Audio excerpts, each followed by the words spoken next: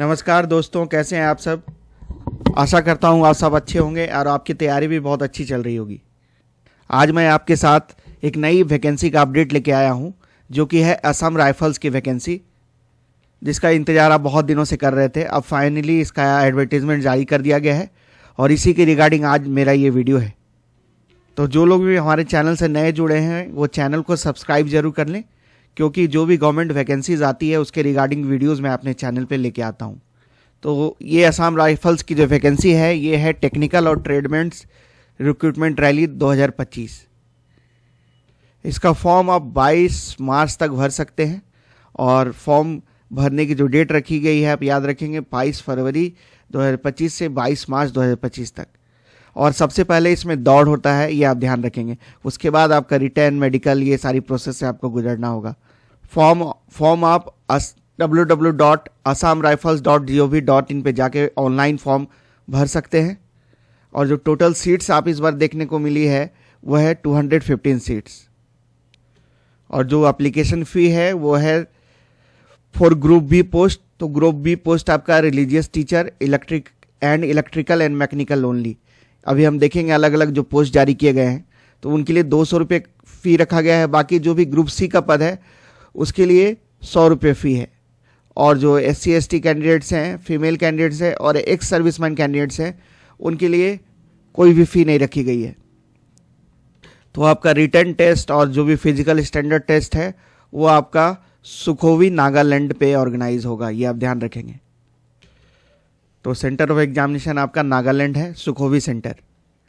और जो एज की गणना की जाएगी, जो कट ऑफ डेट है वो आपका 1 जनवरी 2025 रखा गया है, ये आप ध्यान रखेंगे। तो और age relaxation SC ST candidates को 5 सालों का दिया गया है, वहीं OBC कैंडिडेट्स को 3 सालों का एज रिलैक्सेशन इसमें प्रोवाइड किया गया है। तो सबसे पहले जैसे मैंने बताया आपका फिजिकल टेस्ट होगा, जिसमें आपको दौड़ लगाना होगा। तो जो मेल कैंडिडेट्स हैं उनके लिए जो दौड़ रखा गया है वो 5 किलोमीटर विदिन 24 मिनट्स।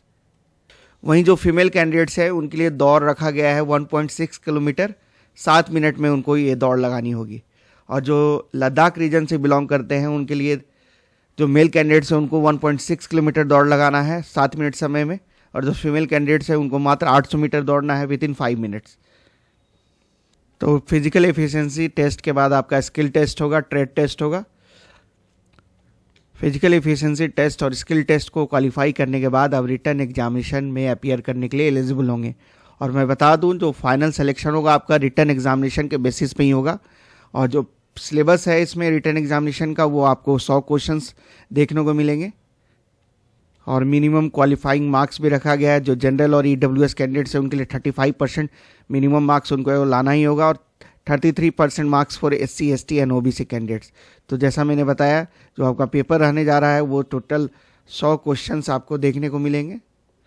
2 घंटे का समय आपको दिया जाएगा। और इसमें जो प्रश्न रहेंगे वो मैथ, रीजनिंग, जनरल स्टडीज़ या फिर GK, और फिर आपका इंग्लिश से प्रश्न देखने को मिलेंगे। और ये चारों टॉपिक से 25-25 क्वेश्चंस आपको देखने को मिलेंगे। और रिटर्न एग्जामिनेशन को क्वालिफाई करने के बाद आपका मेडिकल एग्जामिनेशन होगा, और उसके बाद फाइनली आपकी मेरिट लिस्ट बनेगी। चलिए जो अलग अलग पद आए हैं हम उनको देख लें। सबसे पहला पद आपका रिलीजियस टीचर का आया है, जिसमें जो टोटल वैकेंसीज है वो 3 वैकेंसीज आई है, मात्र 3 वैकेंसी। और जो एज लिमिट रखा गया है वो 18 से 30 साल।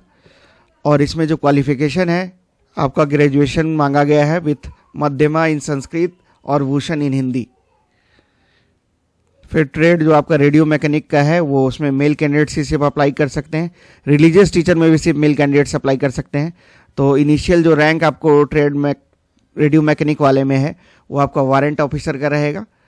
और इसमें 10th के साथ आपका डिप्लोमा होना चाहिए रेडियो या फिर टेलीविज़न टेक्नोलॉजी में, या फिर इलेक्ट्रॉनिक्स, या फिर टेलीकम्युनिकेशन, या फिर आपका 12th की डिग्री होनी चाहिए विथ 50% मार्क्स। तो आप इस फॉर्म को अप्लाई करने के लिए एलिजिबल हैं। वही जो आपका लाइनमैन फील्ड है, ये इसके लिए भी सिर्फ मेल कैंडिडेट्स के लिए फॉर्म है।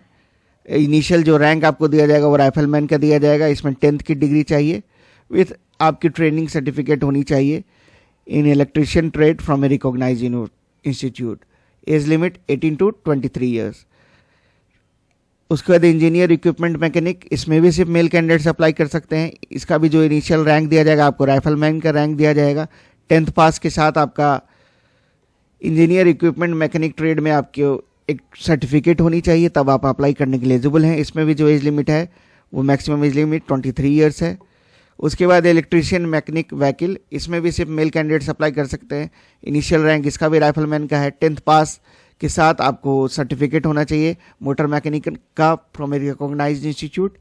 उसके बाद ट्रेड रिकवरी व्हीकल मैकेनिक, इसमें जो इनिशियल रैंक दी जाएगी राइफलमैन की, 10th पास होना चाहिए। उसके बाद ITI की डिग्री होनी चाहिए आपके पास। उसके बाद अप होल्स्टर, ये मेल कैंडिडेट्स के लिए ये भी पद है। इनिशियल रैंक आपको राइफलमैन का मिलेगा, इसमें भी 10th पास होना चाहिए, साथ साथ ITI की डिग्री होनी चाहिए अप होल्स्टर ट्रेड में। उसके बाद व्हीकल मैकेनिक फिटर, ये भी सिर्फ मेल कैंडिडेट्स के लिए है। तो वो देख सकते हैं अधिकतर जो फॉर्म है वो मेल कैंडिडेट्स के लिए है। 10th पास होना चाहिए with English, mathematics and science, और ITI का सर्टिफिकेट होना चाहिए। उसके बाद ट्रेड डॉट्समैन, ये भी मेल कैंडिडेट्स का है। इसमें इनिशियल रैंक आपको वारंट ऑफिसर की मिलने जा रही है। इसमें 10+2 आपके पास डिग्री होनी चाहिए। फिर आपके पास डिप्लोमा सर्टिफिकेट होना चाहिए 3 साल का in architectural assistantship from any recognized institute. इसमें जो मैक्सिमम एज लिमिट है वो 25 ईयर्स है। उसके बाद trade electrical and mechanic, male candidates apply करेंगे। नायब सूबेदार का पद आपको वो दिया जाएगा। इसमें जो एजुकेशनल क्वालिफिकेशन रखा गया वो बैचलर डिग्री होनी चाहिए आपकी इलेक्ट्रिकल, मैकेनिकल या फिर सिविल इंजीनियरिंग में। इसमें जो मैक्सिमम एज लिमिट है 18 to 30 ईयर्स। ट्रेड इसके बाद प्लम्बर, ये भी male candidates, initial rank rifleman की दी जाएगी। 10th पास के साथ ITI की डिग्री प्लम्बर ट्रेड में।